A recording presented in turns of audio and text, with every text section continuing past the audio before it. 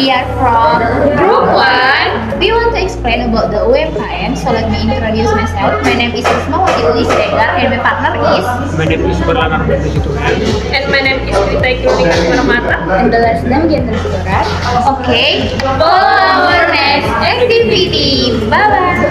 Di video kali ini kami bakal menjelaskan tentang UMKM, wawancara UMKM, penyajian laporan keuangan yang dibutuhkan UMKM, proses dan penyajian bakso, serta kesimpulan dan saran. Definisi UMKM menurut para ahli. Menurut M. Kuartono, pengertian UMKM adalah kehidupan ekonomi rakyat yang punya kekayaan bersih maksimal 200 juta rupiah di mana tanah dan bangunan tempat usaha tidak diperhitungkan, atau mereka yang punya omset penjualan tahunan paling banyak 1 miliar dan milik warga negara Indonesia. UMKM atau usaha mikro, kecil, dan menengah adalah jenis usaha dengan skala kecil hingga menengah yang memiliki peranan penting dalam perekonomian nasional karena mampu menyerap tenaga kerja dan mendorong pertumbuhan ekonomi lokal. Sejak terjadinya krisis moneter Asia tahun 1998, pemerintah Indonesia semakin fokus mengembangkan UMKM sebagai motor pemulihan ekonomi melalui berbagai program dan regulasi.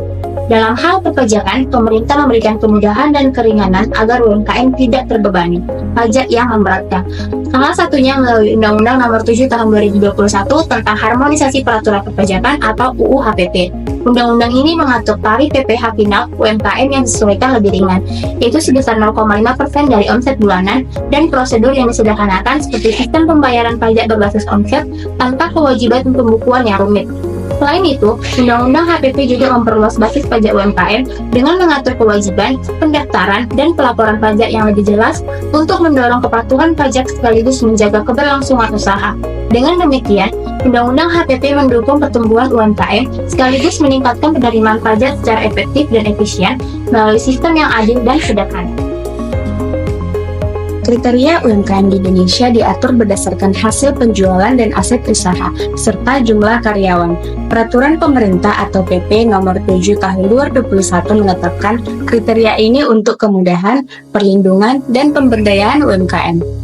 Kriteria UMKM berdasarkan hasil penjualan aset PP 7 2021. Yang pertama, usaha mikro.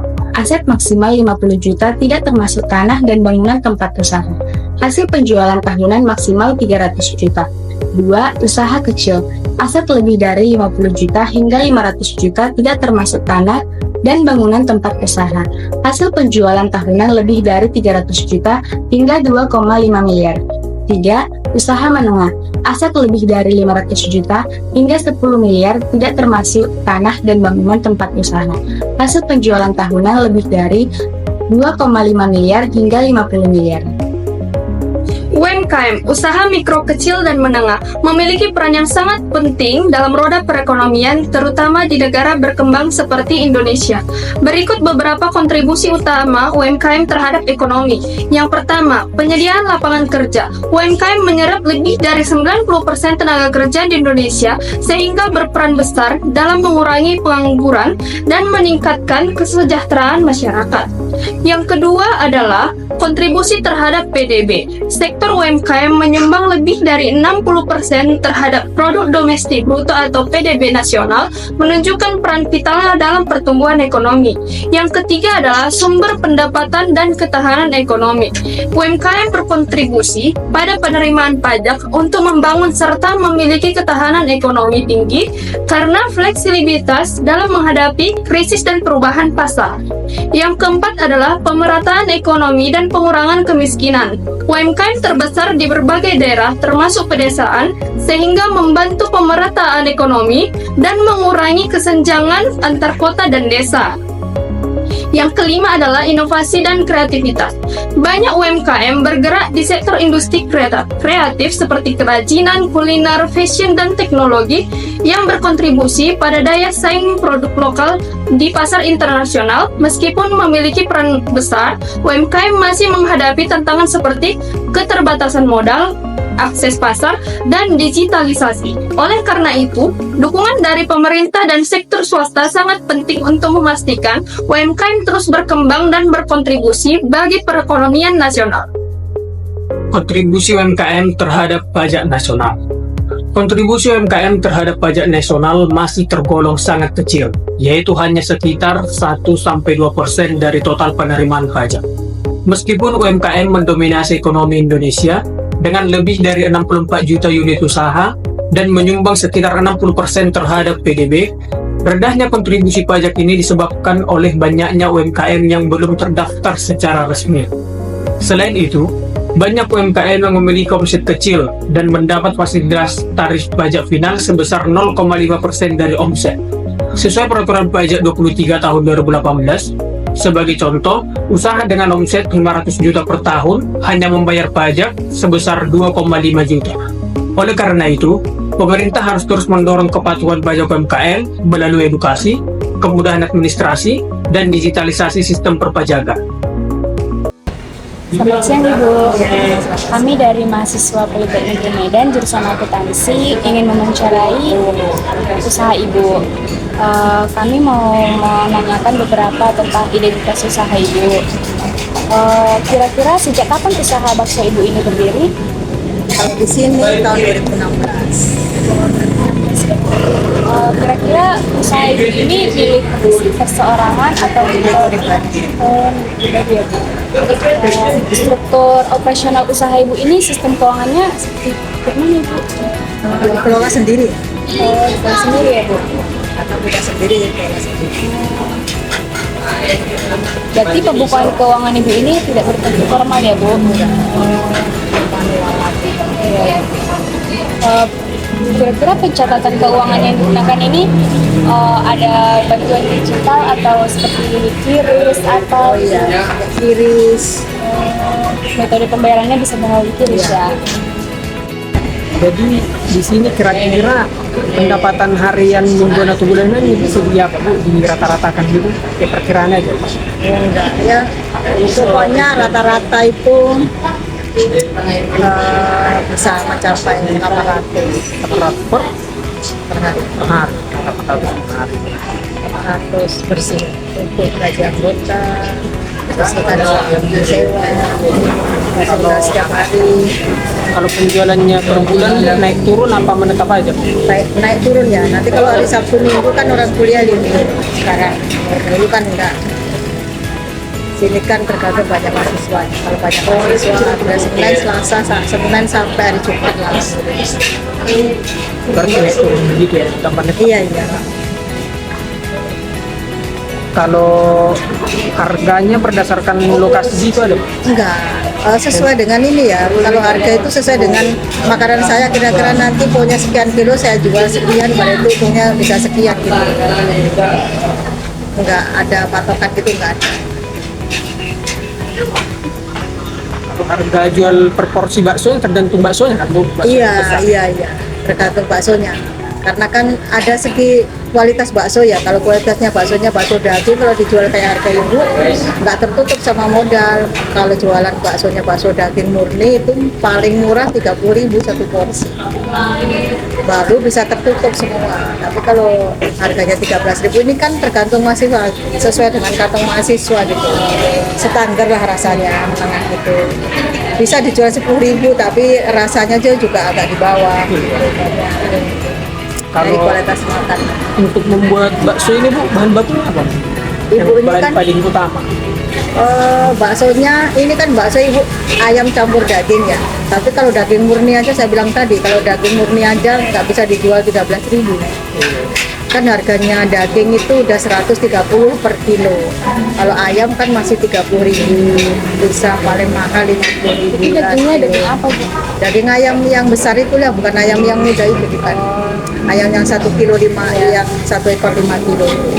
Kalau untuk pembelian bahan bakunya Bu, pembelian bahan untuk membuat baksonya itu Bu, dibeli per apa Bu? Per minggu, per bulan? Nah, atau- setiap hari perputaran Setiap hari? semua, cabai semua perputaran setiap hari, jadi semua baru. Namanya makanan ya. Jadi setiap hari baru. Untuk harga pembelian per harinya berapa Bu? Modalnya perputaran. Iya. 1 juta, hampir 2 juta. 1 sampai 2 juta. 2 juta, nggak sampai 1,2. Pokoknya minimal 1,8, 2 juta gitulah. Rata-rata 2 juta. Iya, untuk belanja perputaran setiap hari. Kalau untuk listrik air gitu, Oh, beda lagi, dia kan per bulan dia. iya. Per bulan, ini listriknya ibu kena 700, 800 satu bulan. Airnya kena 300.000 Per bulan. Kalau tempat ini udah tempat milik ibu atau disewa? masih disewa. Berapa? Ini disewa per tahun ya, itu sekali nyewa 2 tahun. 1 tahun 40, jadi 28.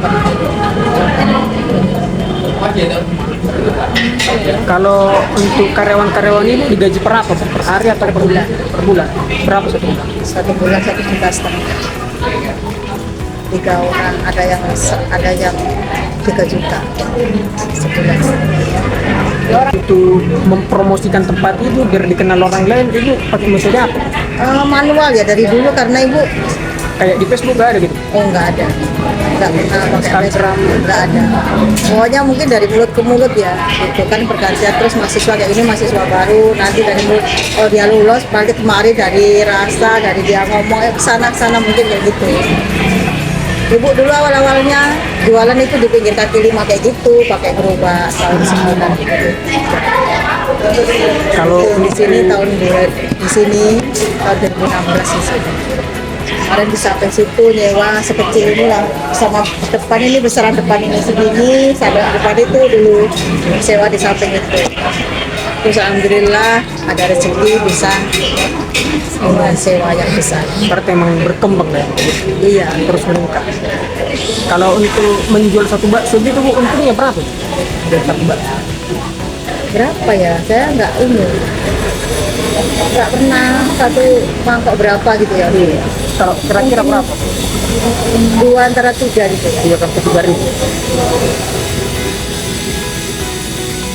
Kalau rata-rata pendapatan bersih per bulan gitu bisa di apa? Definisikan. Ibu malu bilang kan ya. Rata-rata aja dari sini ke sini gitu. Minimal ya paling rendah ada 2 sebulan. Paling tinggi 20 sampai 30. Iya. Berarti karena penjualannya naik turun udah banyak pun gitu juga lah Pak. Iya. Izin bertanya Bu, apa saja sih aset tetap yang ada di sini? Contohnya kayak gerobak, alat-alatnya gitu apa saja? Alat-alatnya itu ya. Ya, itulah yang pokok itu tong, Tong, tongnya, mangkok-mangkok, iya kompor yang pasti, gas yang perlu memang itu yang dibutuhkan setiap hari berputar-putar. terus kendaraan itu nggak ada Bu, kayak jualnya hanya di sini apa ada keluar gitu? Ada keluar, Ada keluar, pakai gerobak. kecil. Terus berapa nilai perkiraan dari masing-masing aset itu Bu? Contoh kayak harga beli dari barang-barangnya awal-awal dulu. Oh ya beda jauh lah. Dulu kan sembako masih murah ya. Komplitnya lah Bu, untuk alat-alat itu berapa dulu untuk modal awalnya gitu? Oh banyak. Ini aja dulu sewanya 38 juta, dia minta 3 tahun. 38 juta 3 tahun. Minta 3 tahun berapa itu 3 kali 38 kali 3. Ibu ngerehab ini lagi depan ini.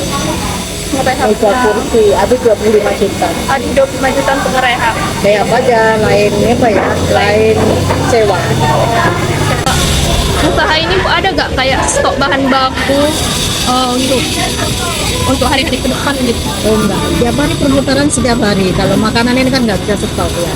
Oh. Kecuali kayak gini besok pagi, ibu ada pesanan 100 porsi. Tadi jam 7 diantar. Jadi ini udah ada stok untuk besok pagi jam 7. Terus Bu, usaha ini ada utang nggak Bu awalnya atau cicilan usaha contoh entah dari keluarga atau dari bank? Modal sendiri ya? Dari modal sendiri. Ini nggak ada berarti Bu unsur pihak ketiga yang membantu Ibu untuk nggak ada ya. Terus bagaimana Ibu mengelola arus kas masuk dan keluarnya harinya atau per bulannya? Pengeluaran dan pemasukan ibu. Oh itu kan tiap hari ada perputaran belanja setiap hari. Nanti sisa belanja itu berapa? untuk menjadi kas bersih? Itu dari kas bersih gitu. Nah, kalau jualan makanan kayak gitu enaknya itu nampak gitu, kita yang belajarnya besok ya pokoknya dapatnya sekian. Terus Bu, bagaimana Ibu mengatasi kalau kenaikan bahan baku? Apakah harga proporsinya naik atau gimana Bu? Kalau emang nggak bisa beli apa ya harus naik. Harus naik. Karena ibu dari jualan di sini nih dari harganya 8.000 sampai sekarang udah satu porsi udah 13.000. Cuma ini kan kemarin ibu jualan jus ya. Jus itu. Sekarang udah nggak jualan jus, kenapa? Karena ini bahan bakunya mahal dan itu jualnya tetap 8.000 gitu. Orang malah minta nutrisari, jadi sekarang banyak malah gitu nggak pakai nutrisari, itu nggak ada itu. Itu cuma manis dingin, teh botol, sama minuman jus gitu kan sebenarnya untuk kesehatan ya. Tapi anak-anak ini malah sukanya yang Paling dingin. nutri, jadi ibu ngikutin yang itu Permintaan konsumen ya Bu. Nah, kami kan Bu tugasnya dari praktikum perpajakan untuk mewawancarai UMKM. Kami mau nanya kalau penjualan bersih Ibu kira-kira 1 bulan lah kita perkirakan kan Bu. 1 bulan itu berapa mangkok? saya nggak pernah kira ya berapa ini satu hari itu ada 100 porsi juga. 100 porsi habis 1 hari kan minimal. Nanti kita buat misalnya 100 porsi kali 30 hari bisa lah kan Bu 1 bulan terlaku. Itu kalau hari, udah saya bilang tadi, kalau hari Sabtu sama hari Minggu itu ya nggak boleh. Itu kadang bisa lebih, kadang enggak gitu. Itulah namanya orang jualan tuh. Jadi Bu, kayak misalnya pendapatan bersih Ibu sebulan berapa Bu? Itu tadi saya bilang gitu, sampai 20. 20 juta per bulan Bu? Oh, Potong sewa tempat, berarti itu udah bersih lah, pendapatan bersihnya lah 20 juta. belum dipotong Pendapatan sewa. kotor. Ini kalau sekarang ya udah Pendapatan udah kotor. menurun. Potong sewa tempat ini kalau 41 tahun dibagi berapa? Bagi 12. 41. 41 tahun untuk jangka 1 tahun itu 40 juta sewanya. Jadi per bulannya? disisihkan berapa itu? 40 juta per bulan. per tahun. Nah, kan berarti kan penghasilan Ibu 1 bulan tadi lebih kurang 20 juta. Lebih kurang lah kita bilang lebih kurang. Teringatnya ke pajak, apakah Ibu bayar pajak? Iya bayar pajak. Pajak inilah, pajak Bumi bangunan, PBB berarti kan Bu? PBB. Ibu yang bayar. Karena Ibu yang sewa di sini. Jadi itu PBB-nya aja udah 3 juta 1 tahun. Jadi berapa 1 hari? Berarti pajak itu kalau Cuman pajak penjualan ibu nggak bayar karena omsetnya belum sampai ke ya karena makanya sering sih banyak dari pajak penjualan gitu datang kemari lagi gitu. berarti kalau untuk pajak usaha belum ya kan Bu? Iya. Karena memang omset Ibu belum mencapai Iya. 450 juta kan Bu? Iya. Kalau itu kan 450 juta. Iya. Betul. Berarti untuk pajak usaha Ini kan kan menengah ke bawah nih. iya betul. Berarti masih pajak PBB kan Bu? Iya. Sistem pembukuan pajak PBB Ibu simpan lagi bukan? Nanti Ibu. setiap tahun itu dibayar dari bank sini. Terus strategi apa yang Ibu terapkan untuk meningkatkan keuntungan perusahaan ini? Maksudnya gimana? Strategi kayak apalah tips dari Ibu untuk menjaga tetap Ya, kita tetap. untung gitu? Cita rasa gitu. Ya cita rasanya tetap aja gitu. Konsisten ya Bu? Stabil Iya, lah gitu ya. iya. Pokoknya kalau setiap hari menu makanan ini setiap hari baru, jadi kan nggak ada terasa apa ya. Kalau udah baru kan rasanya beda fresh Fresh aja. lah gitu ya. Cabai nampaknya orang gini katanya orang ini berburu, tapi enggak, orang memang cabenya itu tiap hari direbus terus langsung di blender jadi agak berburu. Kalau nggak ibu masak lagi, nanti kalau ibu masak lagi udah pedesnya udah beda gitu. Jadi begitu masak langsung di blender gitu. Arti strategi Ibu meningkatkan laba ya menjaga konsisten rasanya gitu kan menjaga. Kalau kami boleh tahu sedikit sejarah apa Ibu ini gimana Bu? Saya jualan pakai gerobak pinggir jalan. Tahun 93, pinggir jalan. Terus nyewa nasi kecil ini. Oh dulu di depan ini ya Bu? Cuma depan ini dulu? Enggak, di samping itu nyewa seperti ini. Tahun 2006. Dulu kan ada Satpol PP dulu pinggir jalan. Rumah sakit ini dulu kebidanan, keperawatan, di situ lagi jualan buat pokok. Depan rumah sakit pas itu. Terus udah gitu ibu nyewa tempat kecil.